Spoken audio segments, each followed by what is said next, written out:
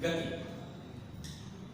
अब यहाँ से हमारे कुछ सवाल मतलब कि हम इसको व्यंजक बोले जाते हैं यानी डेरिवेशन होते हैं जो आते हैं, यानी इनके थ्रू हम किसी न किसी थ्योरम को या फिर किसी फॉर्मूले को क्या करते हैं, प्रूव करते हैं, और फॉर्मूले की क्या करते हैं, स्थापना करते हैं, व्यंजक कहा जाता है। प्रक्षेप्य गति हमारा टॉपिक है। अब प्रक्षेप्य गति क्या होती है, तो इसके पहले हम क्या पढ़ लेते हैं, थोड़ा सा त्वरण के बारे में जान लेते हैं, त्वरण और वेग के बारे में, क्योंकि ये हमारा पूरी फिजिक्स में चलता रहेगा, शुरू से चल भी रहा है, कई जगह यूज भी हुआ है और इस जगह भी हो रहा है, और अधिकतर फॉर्मूलों में जहां गति की बात आती है वहां वेग और त्वरण आ जाते हैं, ठीक है। और ये आपके आगे तक चलते रहेंगे, पूरी भविष्य यानी पूरी जो फिजिक्स है वो इनके बिना तो अधूरी है ना, वेग और त्वरण, क्योंकि कोई भी चीज है वो हमेशा गति में रहती है। जैसे मैं चल रहा हूँ, ये चौक है मेरे हाथ में, ये भी मूवमेंट कर रहा है, तो पृथ्वी भी घूम रही है, तो जो जो वस्तु गतिशील है यानी कि वो वेग है, ठीक है। वेग क्यों बोल देते हैं हम उसको, जैसे जैसे कोई कार दौड़ रही है या फिर कोई व्यक्ति भाग रहा है, तो हम उसको क्या बोलते हैं, उसकी चाल इतनी है, चाल क्योंकि वो किसी की दिशा में भाग रहा है। लेकिन अगर हम इसकी दिशा बोल देंगे यार केवल एक दिशा में इतनी स्पीड से जा रहा है, तो वो क्या है, इसका वेग, क्या बोल देंगे इसको, वेलोसिटी। तो वेग क्या होता है, हमारा सदिश राशि, क्योंकि इसकी क्या है, दिशा है, और परिमाण मतलब वो 40 से चल रहा है 45 से, तो इसकी स्पीड क्या है 60 है, तो वो क्या कहलाएगा, वेग, ठीक है। अब इतना आपको समझ में आ गया क्या हो गया, वेग। अब वेग के लिए हम कितनी दिशा ले लेते हैं, दो, मान लो x है या y, यानी वस्तु या तो x दिशा में चल रही है या फिर y दिशा में चल रही है। और वेग कितने होते हैं, दो, एक प्रारंभिक वेग होता है और एक कौन सा होता है, अंतिम वेग। प्रारंभिक वेग भी, अंतिम वेग भी। अब त्वरण को कैसे दर्शाते हैं, a से, अगर वस्तु एक दिशा में चल रही है और स्पीड बदल रही है तो त्वरण भी एक दिशा में बदलेगा, और वस्तु अगर y दिशा में चल रही है और स्पीड बदल रही है तो त्वरण भी किस दिशा में होगा, y दिशा में। थर्ड चीज, मान लो मेरे पास ये चौक है, अगर मैं इसको छोड़ता हूं तो पृथ्वी इसको अपनी ओर खींचेगी, यानी ये मुक्त बदन में, केवल मैं छोड़ रहा हूं तो भी ये गति पकड़ लेगा, और मैं अगर फेंकूंगा तो भी ये गति पकड़ लेगा। क्यों, क्योंकि पृथ्वी इस पे क्या लगा रही है, गुरुत्वाकर्षण बल। तो जब किसी वस्तु को छोड़ते हैं और ये नीचे चली जाए तो वहां पे क्या होता है कि पृथ्वी के आकर्षण बल के कारण इसमें गति है, और ये जैसे जैसे नीचे जाएगा वैसे वैसे इसकी स्पीड क्या होती जाएगी, बढ़ती जाएगी। शुरुआत में धीरे जाएगा, नीचे जाते जाते स्पीड क्या होती है, लगातार इसकी बढ़ती जाएगी। तो गुरुत्व के कारण मैंने बताया था आपको कि जब भी वेग में परिवर्तन होता है तो क्या उत्पन्न होगा, त्वरण, यानी स्पीड बदलेगी, त्वरण आ जाएगा। तो अब यहाँ पे हम गति नहीं दे रहे हैं, ये अपने आप पकड़ रही है गति, तो गुरुत्व के कारण, इसके कारण इसमें गति आ रही है, परिवर्तन। गुरुत्व के कारण किसी वस्तु में उत्पन्न त्वरण को हम क्या कहते हैं, गुरुत्वीय त्वरण कहते हैं। तो गुरुत्वीय त्वरण को कैसे दर्शाएंगे, स्मॉल g से। अब ये जो चौक है ये नीचे भी जा सकता है और ऊपर भी, मैं छोड़ूंगा तो ऊपर जाएगा, तो ऊपर कैसे पहुंचाएंगे इसको, ऐसे फेंकना पड़ेगा। तो जब ये चौक है अगर इसको छोड़ते हैं और ये गुरुत्व के कारण ऐसे नीचे जाता है तब भी गुरुत्व में परिवर्तन होगा, और मैं नीचे से ऊपर फेंकूंगा तो ऊपर जाते जाते भी क्या होगा, इसकी स्पीड कम होगी, लेकिन छोड़ेंगे तो नीचे जाते जाते स्पीड बढ़ेगी, यानी दोनों सूरत में क्या हो रही है, स्पीड इसकी यानी वेग क्या हो रहा है, बदल रहा है। तो जब नीचे जाएगा तो ये जो g है ये आपका क्या होगा, प्लस, लेकिन पृथ्वी के इस आकर्षण बल यानी पृथ्वी को खींच रही इस आकर्षण बल के विरुद्ध इसको अगर हम ऊपर फेंकेंगे तो गुरुत्वीय त्वरण आपका क्या होगा, माइनस। ये चीज क्लियर हो गई। ये कुछ चीजें हैं जो समझना है प्रक्षेप्य गति को पढ़ने के लिए, ठीक है। वेग आपके दो होते हैं, प्रारंभिक, अंतिम। त्वरण भी दिशा के हिसाब से सेट होता है, x दिशा में, y दिशा में। तो ये कौन सा त्वरण है, जब वस्तु सीधी रेखा में पृथ्वी पे चल रही है किसी भी दिशा में तो ये त्वरण है, लेकिन पृथ्वी के आकर्षण बल के कारण हवा में ऊपर और नीचे हो रही है तो गुरुत्वीय त्वरण उपस्थित है। वस्तु नीचे जाएगी तो प्लस का g, ऊपर जाएगी तो माइनस का। क्लियर। अब आते हैं प्रक्षेप्य गति क्या होता है, प्रोजेक्टाइल मोशन आपने देखा होगा, करा होगा, पर आपको पता नहीं है, ठीक है, कि ये कैसे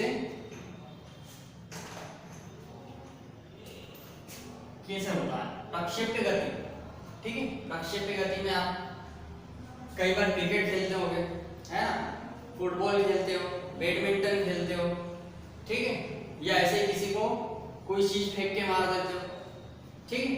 तो जब किसी वस्तु को यानी कोई चीज हम उठा के ऐसे फेंकते हैं तो वो जाती कैसी है, ऐसे, ठीक है।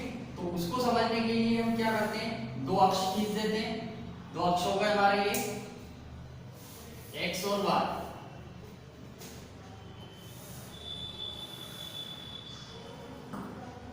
पहले मैं इसको समझा देता हूं, उसके बाद इसकी डेफिनेशन और इसके डेरिवेशन की बात करते हैं। ये हमारा एक्स अक्ष है, ये हमारा वाई अक्ष है।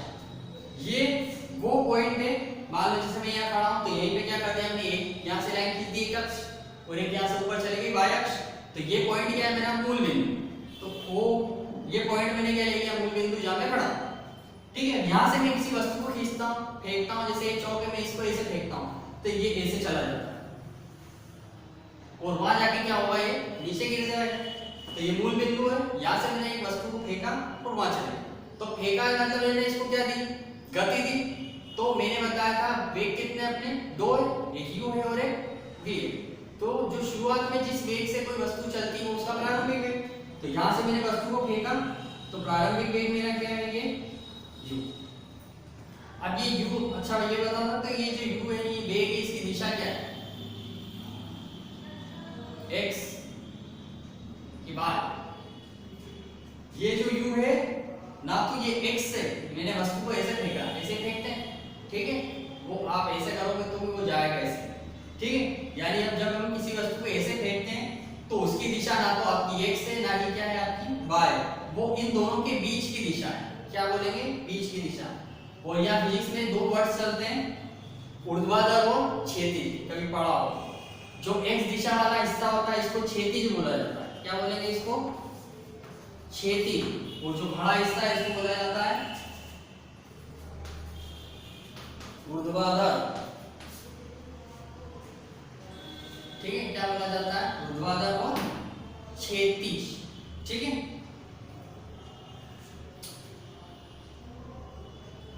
जब वस्तु यहां से कहां चल गई, यहां पे चली, तब देखो जब हमने उसको फेंका तो वो ए से होके यहां तक आ गई, तो उसने, ये हमारी कौन सी है, x दिशा है, यानी यहां से फेंका था और यहां पहुंच गई, तो ये x दिशा में क्या करी उसने, दूरी तय करी, कितनी,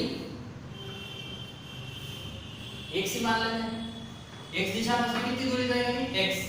और ये हमारा कौन सा हिस्सा, ऊपर वाला y। तो जब हमने फेंका तो वो इतनी ऊंचाई पे चली गई, मतलब पृथ्वी से इतनी ऊंचाई पे गई है, मतलब ये पृथ्वी से, तो ये y दिशा में भी क्या करेगा उसने, दूरी तय करी। तो y दिशा में दूरी को क्या मान लेगा, इतना क्लियर समझ में है। एक वस्तु को मूल बिंदु से उठा के जब हमने फेंका तो उसने u वेग से गति करते हुए कहां आ गई, वापस पृथ्वी पे गिर गई, और x दिशा में इतनी दूरी तय करी, y दिशा में इतनी दूरी तय करी। चैप्टर हमारा क्या था, द्विध्रुवी गति, मतलब दो दिशाओं में गति। आगे समझ में, वस्तु दो दिशा में गति कैसे करती है, दो दिशा में उसने गति भी करी और दो दिशा में उसने दूरी भी तय करी। अब दूरी नहीं है, ये क्या है, हमारा विस्थापन है, क्योंकि दिशा निश्चित है। वस्तु को फेंका तो उसने x दिशा में की दूरी तय करी, मतलब दिशा हो गई तो विस्थापन हो गया, दिशा नहीं होती तो दूरी कहलाता, ठीक है। अब ये जो वेग है, इस वेग को भी तो हम करना पड़ेगा कुछ, मतलब ये वेग है ना, तो x दिशा को बता रहा था, y दिशा में, तो इसको भी क्या करें, दो भागों में डिवाइड कर दें, मतलब इसका आधा भाग हम x दिशा में ले लें और आधा भाग क्या ले लें, y दिशा में। तो यहाँ पे जब वेग को दो भागों में डिवाइड करते हैं तो यहाँ पे क्या लगता है, एंगल, कितने एंगल से फेंका था, ये पृथ्वी है जहां मैं खड़ा हूं, ठीक है, मतलब जहां पे हम खड़े होते हैं वहां से x अक्ष खींचा और y अक्ष खींचा और ऐसे फेंक रहे हैं, तो ये जो वेग है वो इस x अक्ष के साथ कितना एंगल बनाते हुए फेंका जा रहा है वस्तु को, u वेग को थीटा। तो जो वेग है इसको क्या लिखते हैं हम, मैं थोड़ी सी इधर जगह बना देता हूं ताकि x की वैल्यू इधर लिख दें,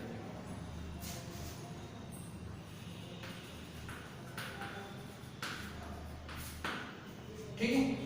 यानी जो हमारा x है, यानी x दिशा में वस्तु का वेग क्या होगा, ux, और y दिशा में वस्तु के वेग को हम क्या मान लेते हैं, uy, ठीक है। बड़ा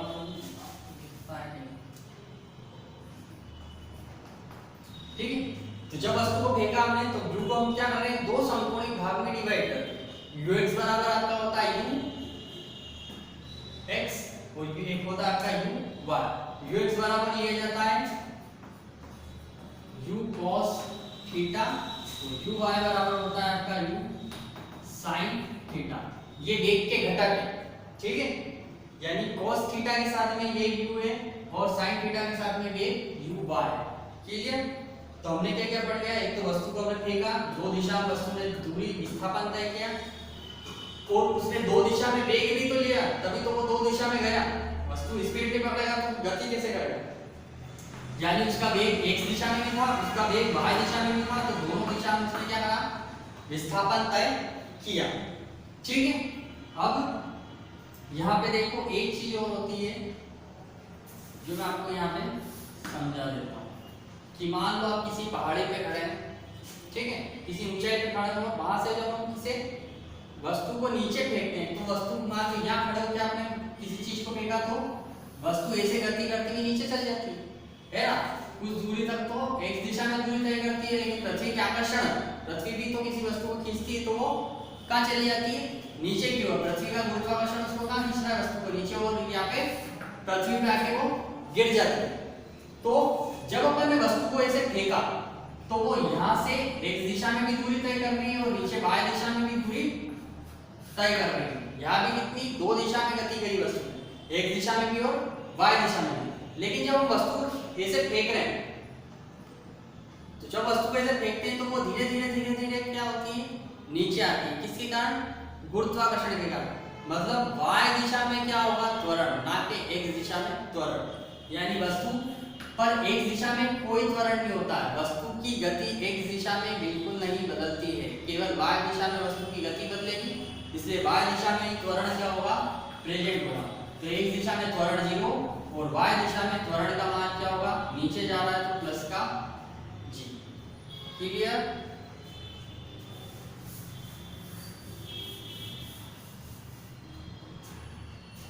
तो यहाँ पे y दिशा में त्वरण क्या होगा आपका, प्लस g, और x दिशा में आपका त्वरण क्या होगा, g। ये सेम चीज यहाँ पे लागू हो जाएगी। जैसे हमने वस्तु को यूं फेंका तो एक दिशा में वस्तु का वेग नहीं बदलेगा, इसलिए एक दिशा में त्वरण नहीं होगा। गुरुत्वाकर्षण के कारण वस्तु ऐसे नीचे जा रही है, तो गुरुत्वाकर्षण के कारण वस्तु नीचे जा रही है तो उसमें क्या होगा, त्वरण होगा, यानी y दिशा में त्वरण होगा। और वस्तु को हम क्या कर रहे हैं, ऐसे फेंक रहे हैं, ऐसे थोड़े ना फेंका या छोड़ा भी नहीं, तो गुरुत्वाकर्षण ने खींचा है। इस गुरुत्वाकर्षण के विरुद्ध वस्तु पे बल लगा के ऐसे फेंका है तो कौन सा आएगा, माइनस का g। ठीक है, और ऐसे x दिशा में जब हमने फेंका तो ये x दिशा में दूरी कितनी तय करी, यानी विस्थापन कितना है, विस्थापन को इस तरह दर्शाते हैं। देखो ये भी एक फील्ड है, जब ये बनाना सीख जाओगे इस डायग्राम के थ्रू तो आपका डेरिवेशन भी हो जाएगा और मेथड भी बन जाएगा। s x दिशा में विस्थापन हो गया कितना है, x, और ये y दिशा में विस्थापन कितना विस्थापन y। बस ये तीन कोऑर्डिनेट निकालना आपको आना चाहिए। मैं इसका डेरिवेशन बता देता हूँ, पूरा सिस्टमैटिक पीडीएफ में सेंड कर दूंगा, क्योंकि यहाँ बोर्ड पे इतनी जगह भी नहीं और इतना लिख भी नहीं पाएंगे, इसलिए थ्योरेटिकल पूरा मैं एक्सप्लेन कर देता हूँ या बोल देता हूँ, है ना। कॉपी में व्यवस्थित लिखना, ऐसा नहीं कि सामने बोर्ड पे खाली मैथमेटिकल समझाया अपन कर लो और इसको रट लो। ठीक है, मैथ्स वालों के लिए आसान रहता है, बायो वालों के लिए दिक्कत आती है। ठीक है, ये आपका डायग्राम कंप्लीट हो गया। ये जिस पॉइंट पे आके कोई चीज गिरी थी हमारी, इस पॉइंट को मैं नाम क्या दे देता हूँ, P नाम दे देता हूँ। क्लियर है? तो अब प्रक्षेप्य गति की परिभाषा से, जब किसी वस्तु को, मूल बिंदु है, जब किसी वस्तु को क्षैतिज और ऊर्ध्वाधर से भिन्न कौन सी दिशा है, दोनों के बीच की दिशा। जब किसी वस्तु को प्रारंभ में, जब किसी वस्तु को क्षैतिज और ऊर्ध्वाधर से भिन्न किसी अन्य दिशा में फेंका जाए तो वस्तु ऊर्ध्वाधर तल, ये ऊर्ध्वाधर यानी ऊपर की ओर गति करती है, ऊर्ध्वाधर तल में गति करती हुई पृथ्वी के किसी अन्य स्थान पर जा गिरती है, तब तो वस्तु की ये जो गति, ये जो इसका डायग्राम बना है पर्वताकार, तो वस्तु की गति को प्रक्षेप्य गति कहते हैं। क्या कहते हैं? प्रक्षेप्य गति कहते हैं। और जो फेंके जाने वाली वस्तु है उसको क्या बोलेंगे? प्रक्षेप्य कहा जाता है। ये इसकी परिभाषा। एग्जांपल के लिए वॉलीबॉल की गति, फुटबॉल खेलते समय उछली गेंद की गति, ठीक है, क्रिकेट के बल्ले से टकराकर निकलने वाली बॉल की गति। क्लियर परिभाषा? जब किसी वस्तु को प्रारंभिक वेग से, प्रारंभिक वेग क्या दिया हमने? फेंकने के लिए वेग देना। जब किसी वस्तु को प्रारंभिक वेग से क्षैतिज और ऊर्ध्वाधर से भिन्न किसी अन्य दिशा में फेंका जाए तो वस्तु ऊर्ध्वाधर तल में गति करती हुई किसी अन्य स्थान पर जा गिरती है, तब वस्तु की गति को प्रक्षेप्य गति कहते हैं। फेंके जाने वाली वस्तु को प्रक्षेप्य कहते हैं। इसका डेरिवेशन, डेरिवेशन में सबसे पहले डायग्राम समझा देंगे। माना बिंदु, मूल बिंदु वो है जहां से किसी वस्तु को प्रारंभिक वेग से फेंका जाता है तो वस्तु ऊर्ध्वाधर तल में गति करते हुए किसी बिंदु P पर जाकर गिरती है। तब वस्तु के वेग u को दो समकोणिक घटकों में दो भागों में विभाजित करते हैं, ux बराबर u cos थीटा, u बराबर u sin थीटा। चूंकि वस्तु ऊर्ध्वाधर तल में गति करती हुई नीचे आती है इसलिए एक दिशा में वस्तु पर कोई त्वरण नहीं लगता है और y दिशा में वस्तु का त्वरण ay बराबर माइनस। अब वस्तु दो दिशा में गति कर रही है यानी वेग में गति कर रही है तो पहला यानी कि हमको दोनों दिशा में क्या निकालना है? वस्तु का विस्थापन। तो एक दिशा में भी निकालना, y दिशा में भी निकालना। तो हम सबसे पहले किसका निकाल लेते हैं? x दिशा में, ठीक है। एक दिशा में वस्तु का विस्थापन, एक दिशा में जगह कम तो नहीं पड़ी, यहां से शुरू करूं।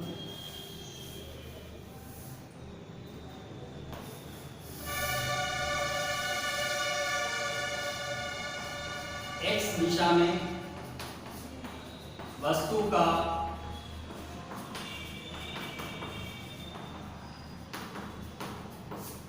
देखो एक दिशा में क्या निकालना? वस्तु का विस्थापन। यहाँ गति की बात चल रही है, गति के हमने कितने समीकरण पढ़े?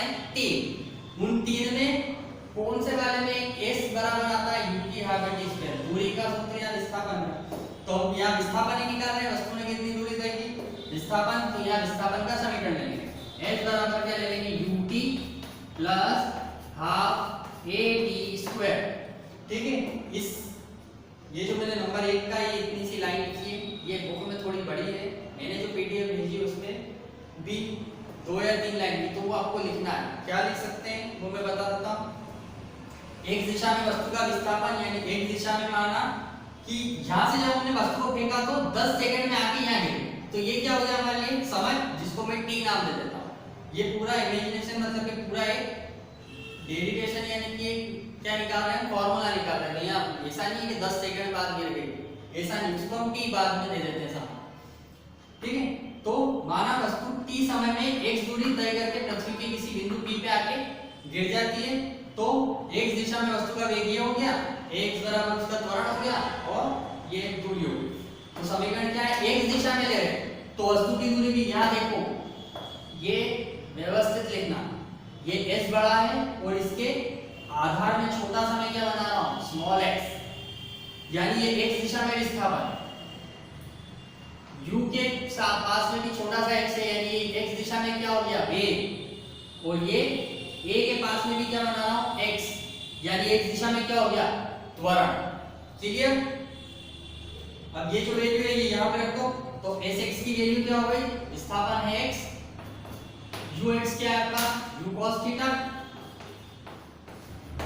इनटू t, तो t रहेगा समय प्लस का हाफ इनटू x की वैल्यू क्या है?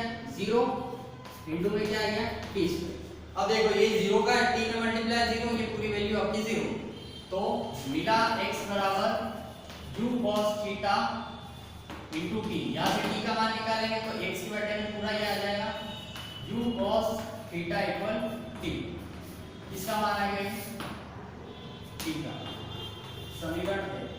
अब निकाल लेंगे y दिशा में विस्थापन।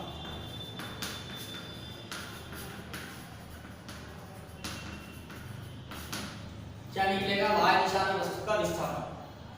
अब y दिशा में वस्तु का विस्थापन निकालना है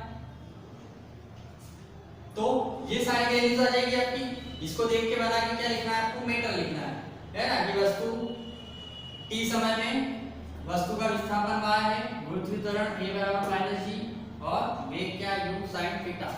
तो समीकरण बनेगी s बराबर ut plus half at square. ये हम क्या निकाल रहे हैं? y दिशा में वस्तु का विस्थापन, तो विस्थापन का समीकरण और y दिशा के लिए तो s के सफिक्स में आधार में क्या बनेगा y u y और a बार। s y बराबर हमारा क्या है, देखो यहाँ पे ये y u y हमारा क्या है u sin थीटा और t क्या है, समय है t प्लस का हाफ, a y बराबर हमारा क्या है माइनस का g, तो ब्रैकेट क्योंकि बाहर क्या है प्लस मल्टीप्लाई है t स्क्वायर। इसको अब इस स्टेप पे खोल देते हैं, y बराबर u sin theta t minus का हाफ g t स्क्वायर। ठीक है, अब ये जो t का मान उठा के हम कहाँ रखेंगे, यहाँ पे ये जो इक्वेशन है इसको दे देता हूँ समीकरण 2। जगह नहीं है मेरे पास, मतलब बोर्ड पे कम जगह है, वरना यहाँ लाइन डालना है फिर आपको, है ना। क्या करेंगे कि समीकरण 2 में 1 से t का मान रखने पर मैं डायरेक्ट रख देता हूँ y बराबर u sin थीटा। देखो एक t यहाँ है और एक t यहाँ है, तो दोनों जगह मान रखना है। ये होगा x अपॉन में क्या गया u cos थीटा फिर माइनस का हाफ g। अब यहाँ t का स्क्वायर है तो पूरे की वैल्यू लिख के स्क्वायर करना है, u अपॉन में u cos x अपॉन में u cos थीटा का होल स्क्वायर। ठीक है, ये u से u कैंसिल हो गया, sin थीटा cos थीटा क्या बन गया आपके लिए tan थीटा। x को आगे लिख रहा हूं मैं x tan theta minus half, इसका होल स्क्वायर खुल जाएगा ये g x स्क्वायर अपॉन में u square cos square theta. ठीक है, अब एक समीकरण होता है मैथ्स में परवलय का समीकरण बोलते हैं। ये परवलय का समीकरण होता है y बराबर ax प्लस bx स्क्वायर। ये एक परवलय का समीकरण होता है। देखो ये x है और ये क्या है हमारा x स्क्वायर। हमारे जो समीकरण है उसमें ये x है और ये x स्क्वायर, तो इन दो को छोड़ के ये जो दोनों वैल्यू है, एक तो ये और इस वाले में ये पूरा इनको क्या मान लेंगे हम, इसको a मान लेंगे और इसको क्या मान लेंगे b। मतलब इस समीकरण में इसके लिए लाइन डलेगी, इस समीकरण में tan थीटा बराबर a मानते हैं और माइनस का half u square cos square theta बराबर b मानते हैं। समीकरण बनेगा आपका y बराबर ax माइनस bx स्क्वायर, जो कि परवलय का समीकरण है। ठीक है, ये आपका प्रक्षेप की गति कंप्लीट हो गई।